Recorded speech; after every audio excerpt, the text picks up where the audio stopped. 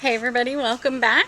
I'm here to talk to you about the hottest comics releasing December 15th, 2021. But first, please be sure to subscribe, like the video, and comment down below what you're most excited for. There's some pretty good hitters this week, so I'm really excited to dive right into my top picks. Starting with Batgirls number 1. It's written by Becky Cloonan, Michael W. Conrad, drawn by Jorge Corona. And Batgirls just seems like a really fun idea at the moment, especially with a lot of dark stories going on. A fun, bright Batgirl story sounds really fun and really interesting.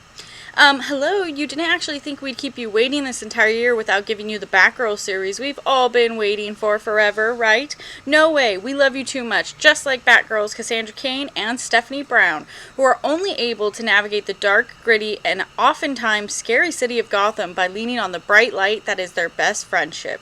Mentored by Oracle, the Batgirls move to the other side of town where Barbara Gordon can keep a better eye on them while the hacker Seer is still invading their lives. Steph may be too rash sometimes and Cass doesn't speak much, but what they lack in similarities, they make up for their mutual respect and love for each other. And what makes them stronger together as Batgirls. And they may be good at kicking ass, but they are just trying their best to be normal teenagers who will borrow the keys to a muscle car that belonged to a bad guy and perhaps give it a joyride around town without a driver's license, then race get back home to Oracle by curfew. Splashing the pages with bright colors against a dark backdrop of Gotham, Batgirls is a pizza slumber party of the year you don't want to miss. So like I said, just sounds like a really fun adventure that seems very refreshing in some dark times right now. So, I'm just really looking forward to this and I hope it does well. Also, we have Wastelanders Wolverine number 1. This one, Stephen S. DeKnight leads the return to the wastelands of the Old Man Logan. And to me, I love Old Man Logan. I love a lot of the Old Man series. I think they are incredible. I think they are unique. And they add really nice Easter eggs to people who have been reading comics for a while. So to me, I am super excited. And I think this is going to be just a really fun series. So the supervillains united and took out most of the world's superheroes decades ago. And while the man known as Logan attempted to live a life of peace, he had to pop the claws once again to do what he does best. But saving the day looks different with the baby Hulk under his care. Is Logan doing the right thing by protecting the prodigy of the Hulk or dooming what's left of the war-torn world? Logan may not have long to ponder if he is crushed by the adamantium armor or his newfound enemy, Downfall.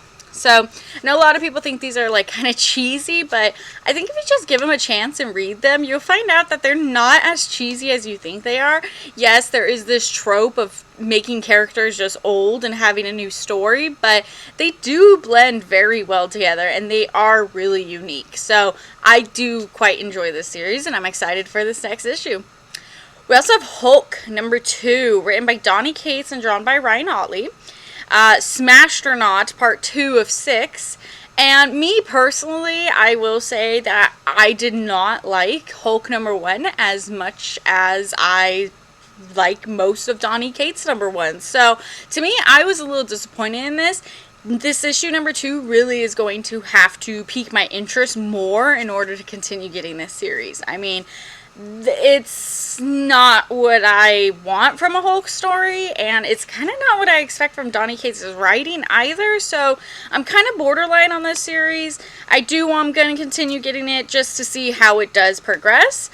So Bruce Banner finally has total control with the Hulk locked away, but with a tight grip on his plans, Bruce forgot one thing. Variables can happen at any time, and this one, even Bruce couldn't have imagined. The craziness continues as the Hulks hurtle further into space, but they are not alone out there. So, again, it could be cool. I'm keeping my hopes up. I'm keeping them positive. But like I said, I'm not too sure on this one. We also have Demon Days Rising Storm number 1 by Peach Momoko. This one I'm all for. This one, I've actually really enjoyed her previous issues of Demon Days, so I am really looking forward to this one. Thor is one of my favorite characters, and seeing him in this unique Japanese anime world is really different, and I like that, and I'm really excited to see where this goes. So, Mariko Yoshida's journey through the mysterious forest has brought her face to face with strange and terrible creatures, but she's about to be tested like never before when she crosses paths with literal gods. You won't want to miss this electrifying showdown in part 4 of 5 of the Demon Days saga. So, love Peach Momoko's art. I think she does a fantastic job, and there's some really great covers this time around, so I'm really looking forward to this. Now time for our series shoutouts. These are titles I don't necessarily think will be the most sold, but I do think you should keep your eye out for them, especially if they sound interesting. Check them out at your local comic book shop on Wednesday. Take a peek. We're going to start at Keen Spawn number 5. It's written by Sean Lewis, and to me, Keen Spawn has been really interesting.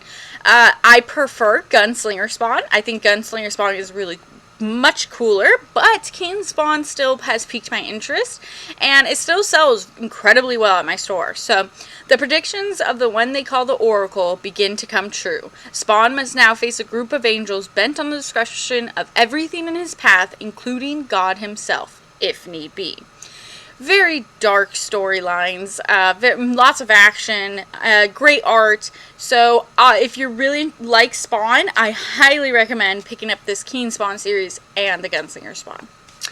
We also have Newburn number 2. This is Chip Zdarsky and Jacob Phillips, and it is number 1 really surprised me on how interesting of a take it took. So an arson case finds Emily talking to the community about the criminals involved and about Newburn. If he's as dangerous as they say, will Emily choose to help him? So if you like that crime noir type storyline, Chip Zdarsky does an incredible job. Jacob Phillips, really incredible art. This is definitely one to pick up if you're like an Ed Brubaker fan, things like that. So very excited. We also have Primordial number 4. This is number 4 of 6. This is a Jeff Lemire, Andrea Sorrentino comic that I have been waiting for. And lo and behold, it's been coming out quicker and quicker. So I'm very excited that number 4 is already coming out, especially with all these delays. So Leica, Abel, and Baker continue their incredible journey home. But can the 3 animals successfully pilot their mysterious ship? Back on Earth, Elena and Dr. Prumbook race against East Berlin to transmit a message before the KGB can stop them. So it's very suspenseful, but the paneling is incredible, and the beautiful splash pages they give, it's just very different, and I really like that take. I like it when comics take a very different turn, so I'm very, very looking forward to this. Last but not least, we have Vampirella Dracula Unholy number 1. So this is the brand new Vampirella series that is coming out.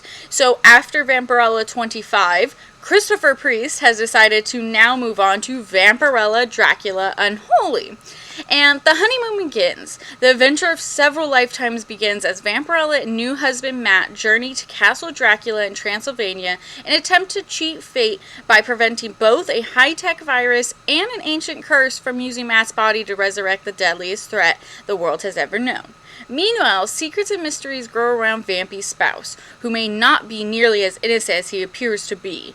Join us for this new series debut by twice-bitten writer Christopher Priest and bloodthirsty artist Donnie. I'm so sorry, I don't know how to pronounce that name. So, I'm looking so forward to this. There's some incredible covers, Rose Besch, Lucia Perillo, just to name a few. And I'm sure there's a cover out there for pretty much anybody. If you're really interested in this, definitely check it out. That's going to be all for me this week. There's plenty of more comics releasing this week. Go ahead and check them all out at your local comic book store this Wednesday, December 15th. Have a great day.